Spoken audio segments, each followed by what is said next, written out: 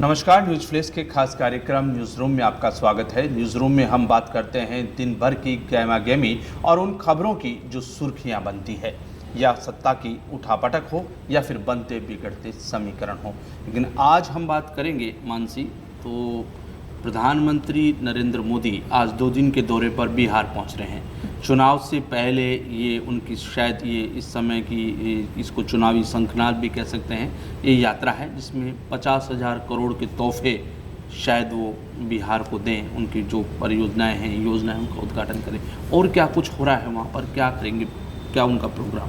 जी ब्रिजेश जी, अभी फिलहाल प्रधानमंत्री नरेंद्र मोदी 29 मई गुरुवार को शाम को बिहार का दौरा करेंगे, जिसमें वो 45 मिनट का रोड शो करेंगे और वो रोहतास में पहुंचकर लोगों को संबोधित करेंगे। अच्छा, रोहतास में? जी। और बताया जा रहा है कि पीएम मोदी का ये दूसरा दौरा है। पहला उन्होंने दौरा किया था मधुबनी में, जहां उन्होंने पाकिस्तान के खिलाफ हुंकार लगाई थी। अब ये उनका दूसरा दौरा बताया जा रहा है बिहार में।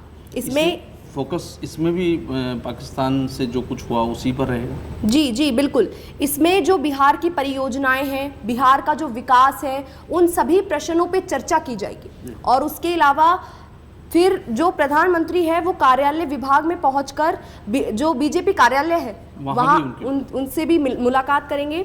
इसके अलावा प्रधानमंत्री नरेंद्र मोदी जो हैं वो 30 मई को, मैंने जैसा बताया, रोहतास में संबोधित करेंगे।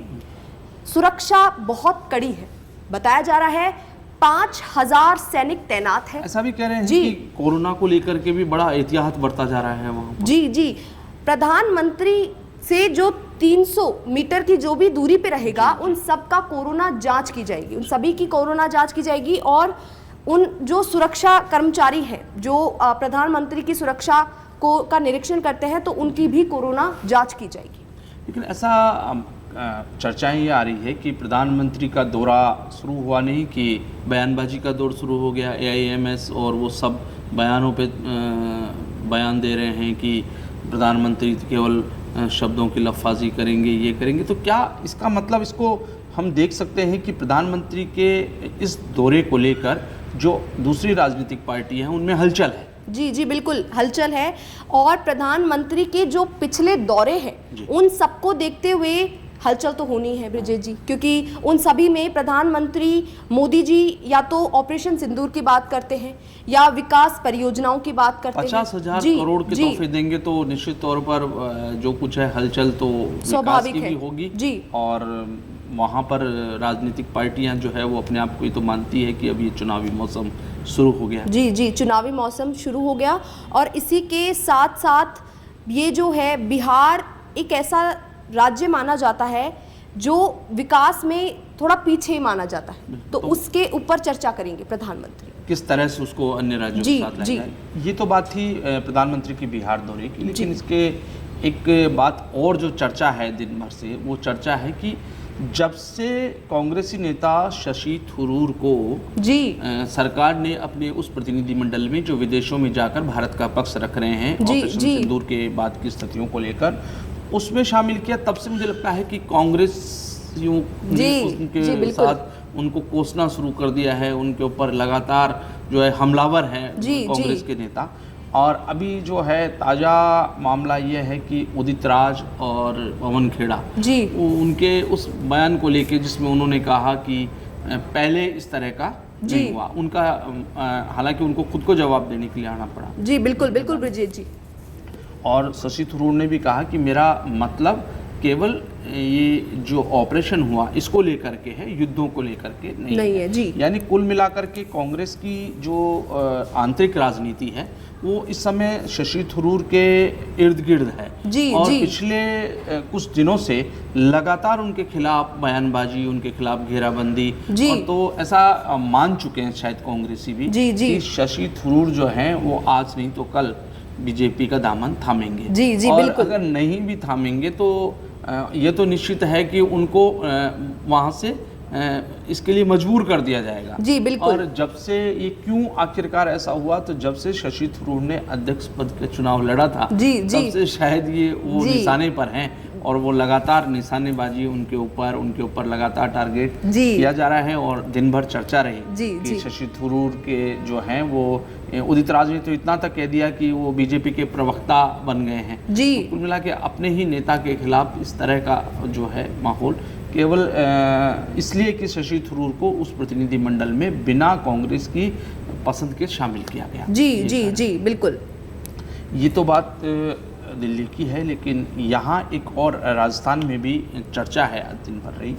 पूर्व मंत्री हैं सालेह मोहम्मद, जी जी उनके पीए जी। को पुलिस ने पकड़ा जासूसी या वो जी। उनकी पाकिस्तान की जो है यात्रा के संबंध में उन्होंने सूचना दी, उसको लेके कुछ है आपके पास? जी जी ब्रिजेश जी, जो जासूसी के मामले में शकूर खान को पकड़ा गया, बताया जा रहा है जी जी बताया जा रहा है 2008 के कांग्रेस विधायक जो सालेह मोहम्मद वो उनके पीए थे और वो अभी रोजगार जो विभाग है उसमें कार्यरत है और वो बिना किसी भी विभागीय अनुमति के वो पाकिस्तान चले गए, जिस चक्कर में उन पे जासूसी का इल्जाम है और वो इस चीज को। मानसी क्या है कि अभी जब से ऑपरेशन सिंदूर के बाद हमारी जो इंटेलिजेंस एजेंसियां हैं वो बहुत फोकस्ड हैं कि कौन कौन पाकिस्तान गया, किस समय में गया। इससे पहले यूट्यूबर जो है वो भी इसी पूरे मामले के परिदृश्य की खोजबीन में ही चपेट में आई हैं कि किस तरह से उन्होंने पाकिस्तान के साथ रिश्ते रखे, कैसे उन्होंने अपनी सूचनाएं पहुंचाई। तो शायद इंटेलिजेंस एजेंसियों की नज़र में भी ये इसीलिए आए क्योंकि ये बिना विभाग को अनुमति के जी बिल्कुल वहाँ गए हैं और उन पे ये भी है कि वो जो है एजेंसियों को पूरी तरीके से सहयोग नहीं कर रहे थे, इसलिए उनको जयपुर लाया गया है। जी बिल्कुल, क्योंकि ये बहुत ही बड़ा प्रश्न चिन्ह उठता है कि एक जासूस के तौर पे कांग्रेस पीए पकड़े गए। लेकिन इसके लिए बीजेपी ने आज हमला भी बोला और जवाब मांगा है डोटासरा से कि आप बताइए कि ये सब क्या है। जी तो बिल्कुल। कुल मिला के बैठे बिठाए कांग्रेस के खिलाफ यहाँ मुद्दा मिल गया जी, वहाँ हम दिल्ली में देखें तो शशि थरूर के मामले में कांग्रेस के अंदर अंतर्कलह मची है जी। और अगर हम बात करते हैं थोड़ा सा अलग हटके देश से बाहर, तो अभी सरकार के लिए एक असहज करने की स्थिति और आ सकती है। जी जी। सरकार में जब से ये ऑपरेशन सिंदूर के बाद से लगातार कई विपक्षी और खासतौर पर कांग्रेस निशाना साधती है कि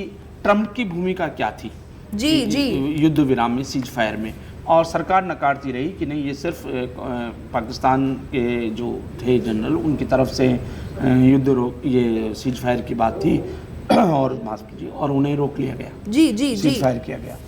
लेकिन अब जब वहाँ आज अमेरिका की एक अदालत में वहाँ के कॉमर्स मिनिस्ट्री की ओर से जी एक जवाब दिया गया और उसमें कहा गया कि ये जो सीज फायर हुआ ये बिजनेस की या व्यापार की को बीच में लेकर के उसको आड़ लेकर के ये सीज फायर करवाया गया। तो अब सरकार के सामने आने वाले दिनों में स्थिति ऐसे इसलिए होगी, सरकार कह सकेगी कि कोई दूसरा नहीं था, सिर्फ भारत पाकिस्तान दोनों के बीच में था, तीसरे पक्ष की बात को नकारती रही। लेकिन अगर यूएस की कोर्ट में ये बात कही गई है तो अभी एक ऑफिशियल स्टेटमेंट जी बिल्कुल है, और इसको लेकर के आने वाले दिनों में अब यहाँ के विपक्षी दलों को, कांग्रेस को एक मुद्दा और मिल गया जिसको लेकर के सरकार को सामना करना पड़ेगा जी। लेकिन इसके साथ साथ एक बात हम जो कह रहे हैं वो ये भी है कि ट्रम्प को भी वहाँ दिक्कत, ऐसा नहीं है कि केवल वो हमारे यहाँ के लिए दिक्कत है, वहाँ टैरिफ को लेकर के आज ट्रम्प भी सरकार भी काफ़ी पशोपस में है और सत्ते में है, क्योंकि वहाँ की फेडरल कोर्ट ने टैरिफ पर जो चल रहा था और जो चेंज था उस पर रोक लगा दी है। तो उसके बाद से एशियाई जो बाजार हैं, शेयर मार्केट्स उठे हैं। मुझे आशा है कि इस रोक के बाद में जो टैरिफ वॉर चल रहा था, जो एक अनसर्टेनिटी का माहौल था, उस माहौल पे कहीं न कहीं रोक लगेगी, उस माहौल को रोका जाएगा। ये इस तरह का मानना है।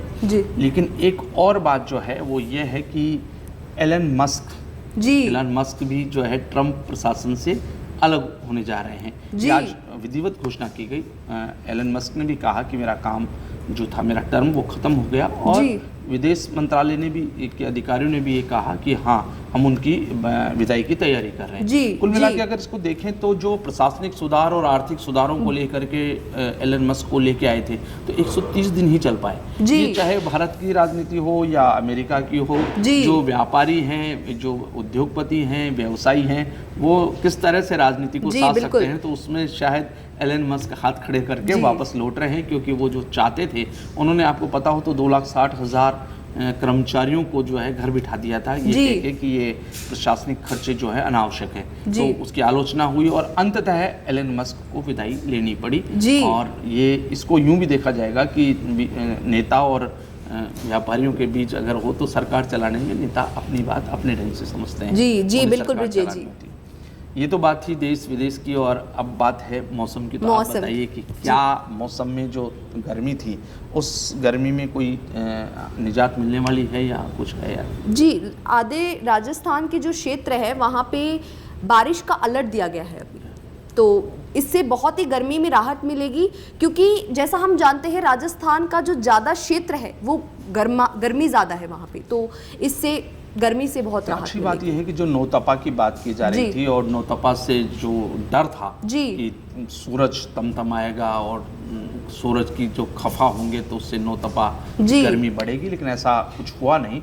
और आधे राजस्थान में पहले भी आंधी अंधड़ और बारिश का रहा, और अब फिर अलर्ट है कि आधे राजस्थान में बारिश है। खास तौर पर राजधानी दिल्ली के अंदर बरसात को लेकर के अलर्ट है कि वहाँ पर जी। आने वाले 1-2 दिन के अंदर मौसम बदलेगा, गर्मी से निजात मिलेगी और वहाँ पर बरसात की जी, संकेत जी, है। जी। आज के लिए इतना ही। नमस्कार।